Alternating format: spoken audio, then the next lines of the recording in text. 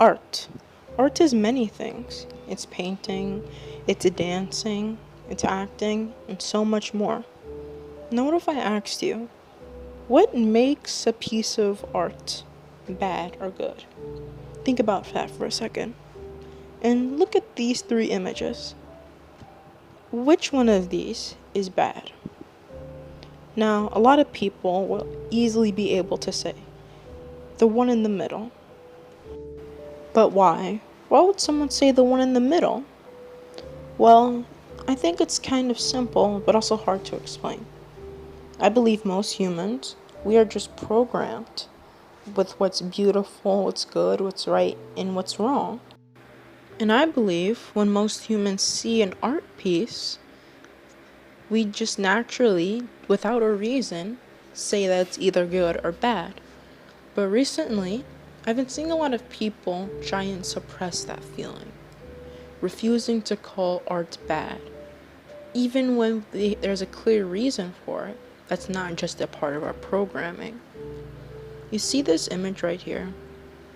This painting, it's horrible. It's just a bunch of paint thrown onto a canvas. There's no story, there's no nothing, there's no effort. You could do this, I could do this, we all could do this. But why would someone say it's good? Why would someone try to say that it's not ugly and that's just as good as any other painting or piece of art? Well, that's what I'm also curious about. So hear me out. I believe that one of the reasons why people pretend so much to like modern art or just bad art in general is one reason to feel important.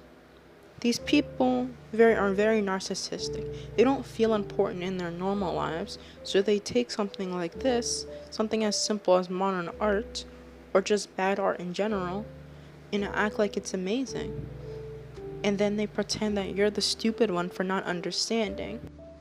Here's a clip that I think explains things very well on why people stay at their skill level, why people don't believe in good or bad art, and why people don't strive to improve or be beautiful. With the fact that whenever you get into art, it's to be expected that you make drawings that look like this. It's pretty common. Most people start off not knowing what they're doing, especially considering if you want to draw something on a higher level, you have to understand that thing you're drawing. You have to understand the anatomy. If you want to make a portrait, you have to understand the skull, the muscles, the skin, the eyeballs, the mouth, the nose, the ears, all of the rest. You have to study all of them. That's not even talking about hair and the different hairstyles you can have. So when you're making drawings about people, it's very challenging. Your drawings by default are going to look really bad. But the reason why we see this abundance of shitty art coming from the left is because they don't have self-awareness. It's tied into their philosophy. They don't believe that there's good or bad art. They believe there are preferences, but you cannot objectively say one piece of art is good or bad, or one is better than the other. You can't. It's subjective, meaning they don't have any shame for what they create. A person who does not believe good and bad art exist does not also believe that improvement exists. So why do something that does not exist? And I really wanted to talk about this because I'm an artist. I love to draw. It's one of my favorite things to do. And I think in the past few months, I've improved a lot.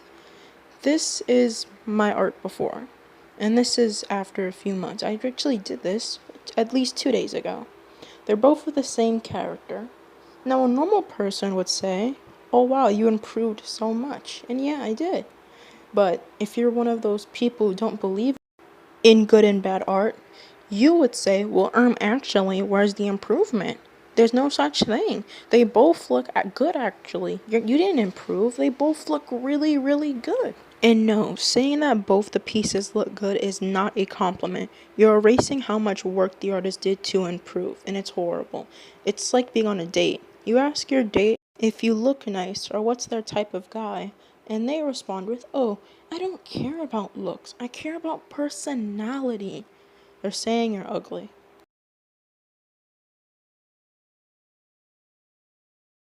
But one last thing I want to talk about is I used to not want to improve.